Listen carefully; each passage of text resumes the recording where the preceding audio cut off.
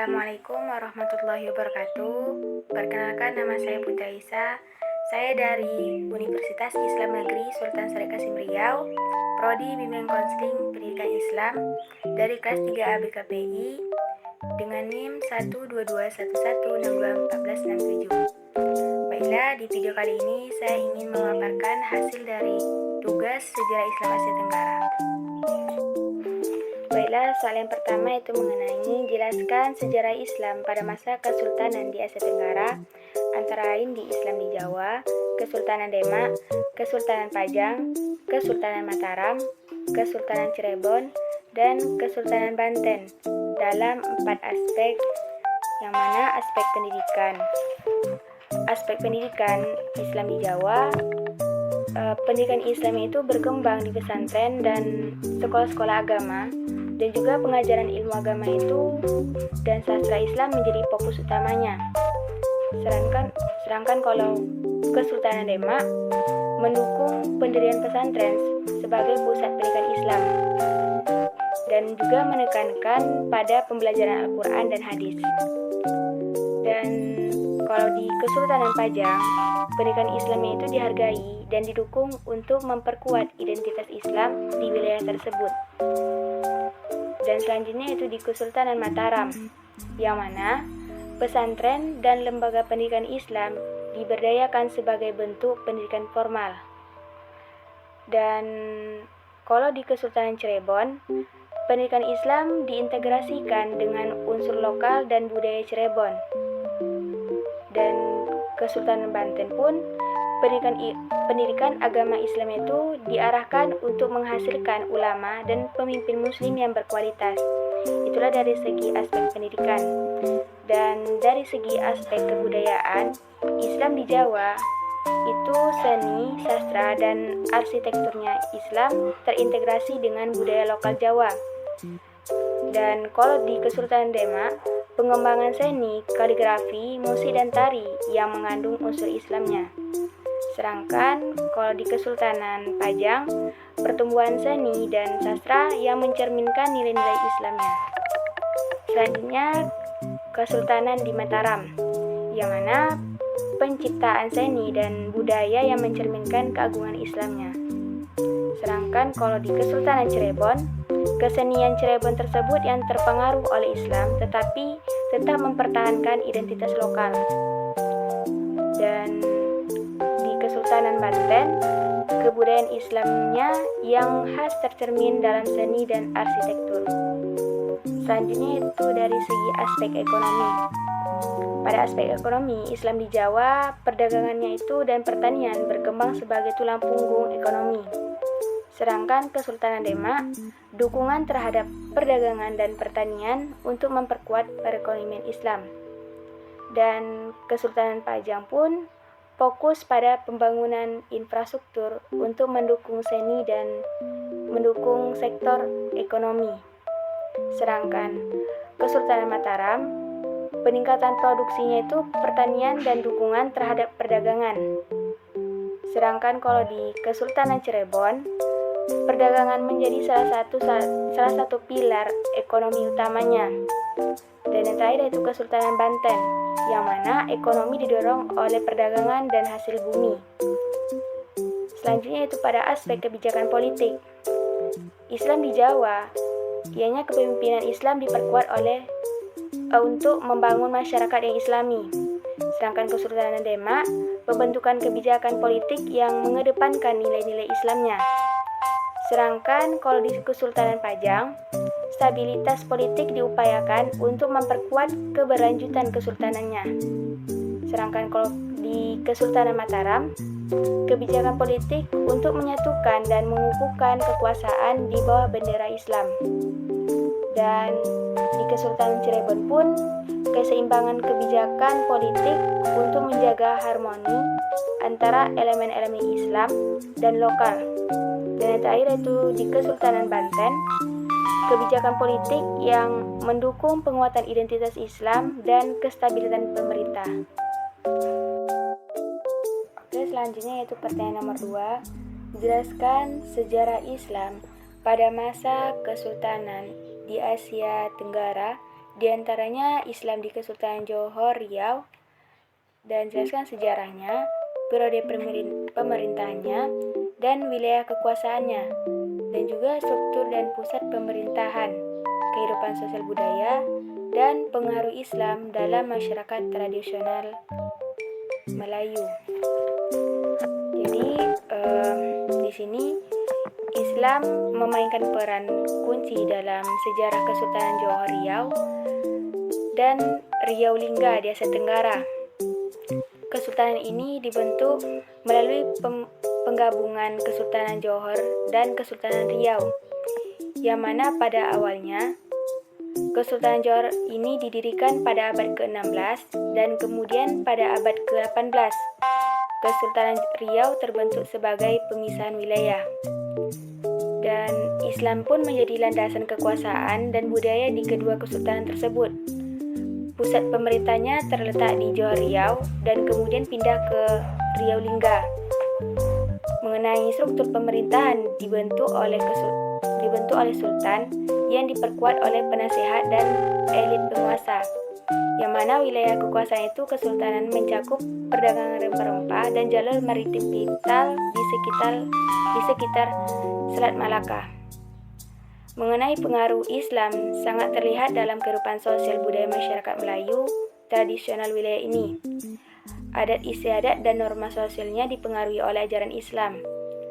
Dan Kesultanan Johor Riau dan Riau Lingga memainkan peran penting dalam menyebarkan Islam di Asia Tenggara dan mempertahankan identitas Melayu dengan warisan budaya dan agama.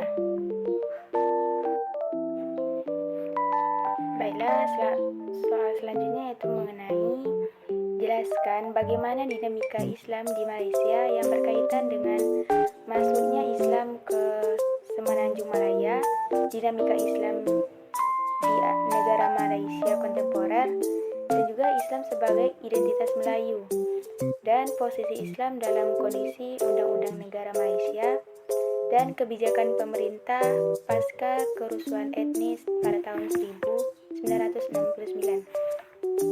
Jadi pada masuknya Islam ke Semenanjung Malaya, Islam masuk ke Semenanjung Malaya melalui perdagangan dan hubungan perdagangan diplomatik diperkirakan sejak abad ke-7.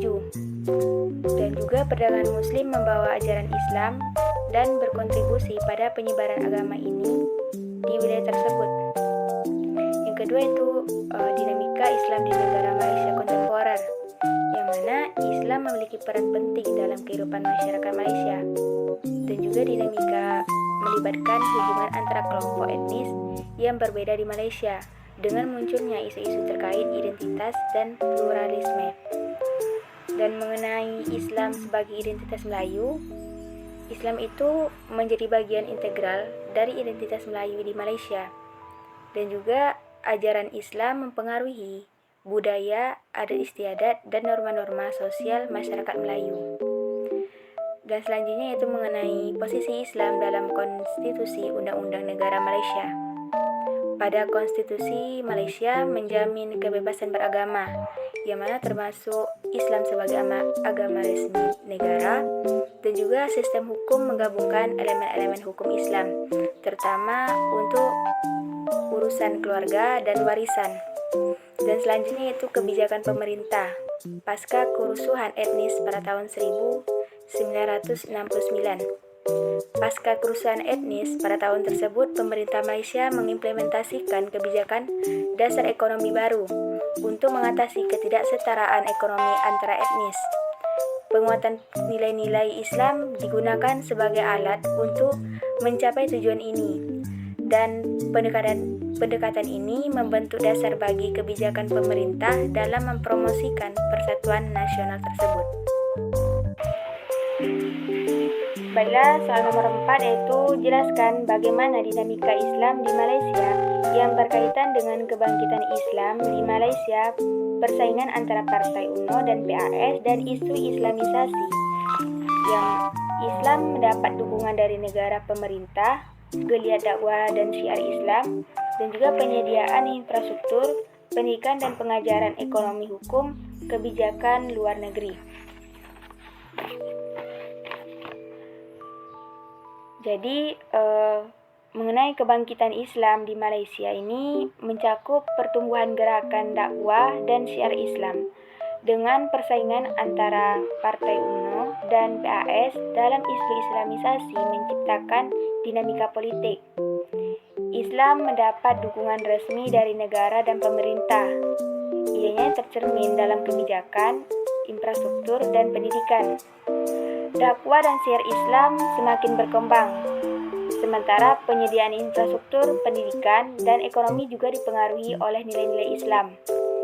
Hukum Islam pun diintegrasikan dalam sistem hukum negara, sementara kebijakan luar negeri mencerminkan identitas Islam Malaysia.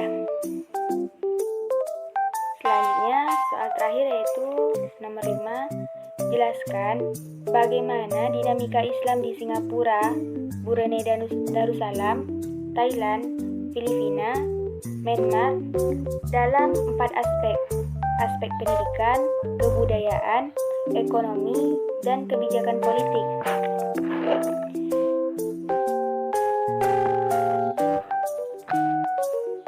Jadi pada Singapura, aspek pendidikannya integrasi nilai-nilai Islam dalam kurikulum umum dengan pendekatan inklusif untuk memahami dan menghormati keberagaman agama.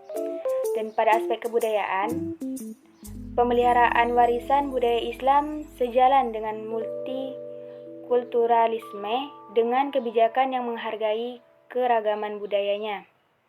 Sedangkan pada aspek ekonominya, pengaruh Islam dalam etika bisnis, tetapi kebijakan ekonomi itu lebih cenderung sekuler dan terbuka. Sedangkan kebijakan politiknya, Islam diakui sebagai salah satu komponen identitas nasional dengan partisipasi Muslim dalam politik, itu di Singapura. Yang kedua itu di Brunei Darussalam, pada aspek pendidikannya, Islam terintegrasi dalam sistem pendidikan nasional dengan penekanan pada ajaran agama.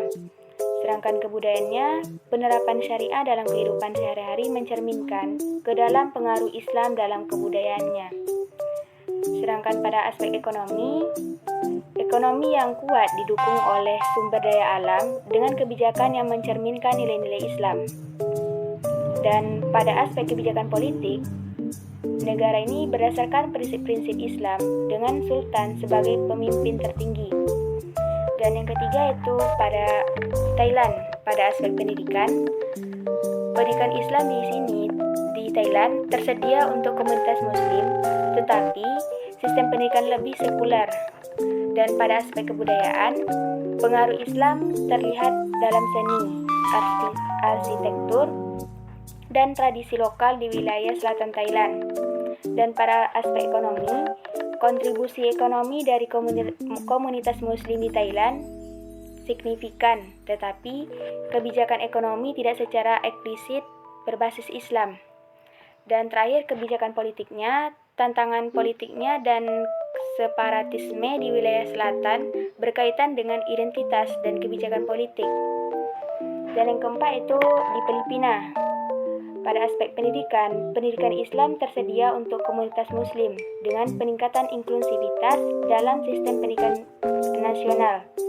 Pada aspek kebudayaan, keanekaragaman budaya dan pengaruh Islam tercermin di wilayah Mindanao. Sedangkan pada aspek ekonomi, peran komunitas Muslim dalam ekonomi regional signifikan, tetapi kebijakan ekonomi tidak secara khusus berbasis Islam. Dan kebijakan politiknya, isu otonomi identitas Muslim menjadi bagian dari perdebatan politik di Mindanao. Kelima yaitu di Myanmar.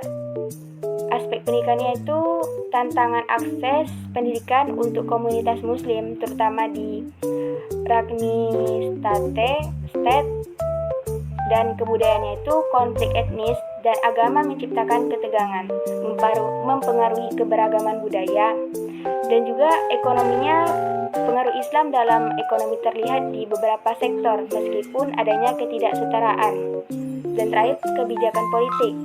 Konflik di Rakhine State mengakibatkan ketegangan politik dan ekonomi di antara komunitas Muslim dan pemerintahnya. Oke, terima kasih. Sekian. video yang dapat saya sampaikan. Semoga bermanfaat untuk kita semua. Akhirul kalam, wassalamualaikum warahmatullahi wabarakatuh.